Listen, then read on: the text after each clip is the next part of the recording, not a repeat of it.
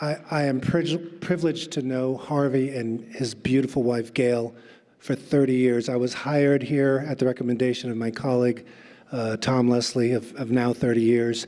Back in 1988, I was 25 years old, and I remember our first meeting with Harvey and Gail, and they were so loving and so welcoming, and it really touched me, it really impressed me.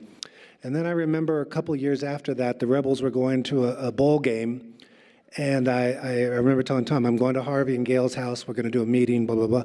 Well, I went to their house, and it was at the Legacy at the time, and it was, by most standards, it would be everyone's dream house, okay? And Harvey said, well, we're not going to stay here very long. And Harvey, you just moved in. He said, well, we're going to move. He said, where are you going to move? Well, I'm not, we've got a house we're building.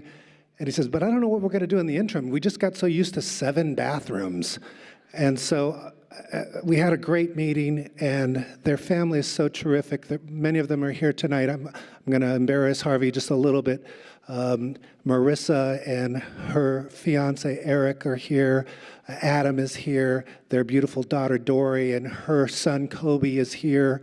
And Phyllis Davis is here. You know what's significant when you invite your realtor to this dinner, right? Great to meet Phyllis tonight. They're terrific people, and what you don't see on the program, Tom's going to make some connections to Harvey at UNLV, but what you don't see is when Harvey first left his native Philadelphia to move to Las Vegas, he was working with the top name headliners in Las Vegas. And he was the MC at the Follies, Ziegfeld Follies. He was working with people like Louis Armstrong, Tallulah Bankhead. I mean, think about it. Louis Armstrong, one of the founders of jazz music, an American art form. Harvey was rubbing shoulders with Louis and people like that. And so he's just a terrific icon. He was working with Lena Horne and Buddy Greco and all of these kinds of entertainers who are terrific people in the business.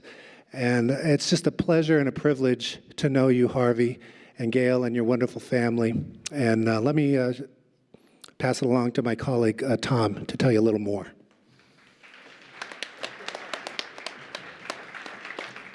Thank you, Tony. Good evening, ladies and gentlemen. And Dr.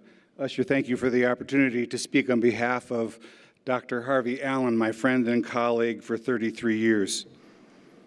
When I arrived on the UNLV campus in 1985, much younger, much thinner, with much more hair, I had the opportunity to sit down with the then president of UNLV, Dr. Robert Maxson, to discuss what he was looking for in building a world-class, comprehensive wind band and athletic band program.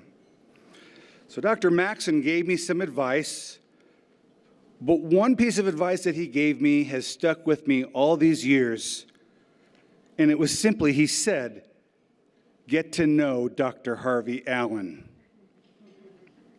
He said, he's extraordinarily talented. He is. He said, and this blew me away, he has a habit for success, which meant a lot to me because I knew we had an uphill road to climb. And then he said the most important thing that he could have said to me. Thank you, Dr. Maxson. He said, he's loyal. And then he said, and you're going to need all of that. Dr. Allen has had a long and distinguished career in the arts and in education. As an actor, he played on Broadway in New York. As an actor and a singer and a dancer, he played for an extended period of time on our own Las Vegas Strip. As a broadcaster, he was a news anchor in the Denver metropolitan area at a major television station. He also, as a radio broadcaster, had a very popular program on KDON Radio, which was at the time and still is one of the most powerful radio stations in the West. As an educator, after receiving advanced degrees from UNLV, including a PhD, Dr. Allen taught at UNLV and CCSN while being elected to the Nevada Broadcaster Hall of Fame. As a colleague, he's served the UNLV Star of Nevada Marching Band for 4 decades as the only stadium announcer the band ever has had and ever will have as long as he's with us. But perhaps his greatest contribution, I believe, to our local society, our culture, is that he's a loving husband and a caring father to one of the warmest and most endearing families of whom I know. He has it all at his extended age, and may he live forever. Beyond all this, Dr. Allen has humility. Sometimes when people receive awards, it's sometimes the most talented or the most caring or the most dedicated that receive the awards last. We all sometimes feel that when we watch the Grammys or watch any of the awards shows and question, how did they look over this person? How did they look over this person? In fact, he's so humble that at this time I would like to remind him that he need not display that humility tonight while receiving this award. In fact, his humility reminds me of a very brief story about world-famous composer Igor Stravinsky. Igor Stravinsky wrote a lot of great music, the Firebird Ballet, many, many ballets, and perhaps his greatest triumph was his suite from the ballet, The Rite of Spring. So it just so happened that Maestro Stravinsky sailed from Europe to present The Rite of Spring at Carnegie Hall, its premiere. The concert was stunning, rousing, exhilarating. People were standing long before it was over with throngs of applause. He was thrilled. So as he walked out of the hall, out the artist exit, walked down the stairs to the back of Carnegie Hall, he was approached by a young concertgoer, a woman who came up to him and said, Harvey, and said, Maestro Stravinsky, you are my favorite composer.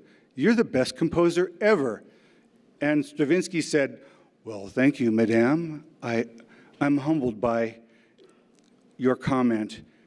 And she went on to say, but Maestro, it's more than that.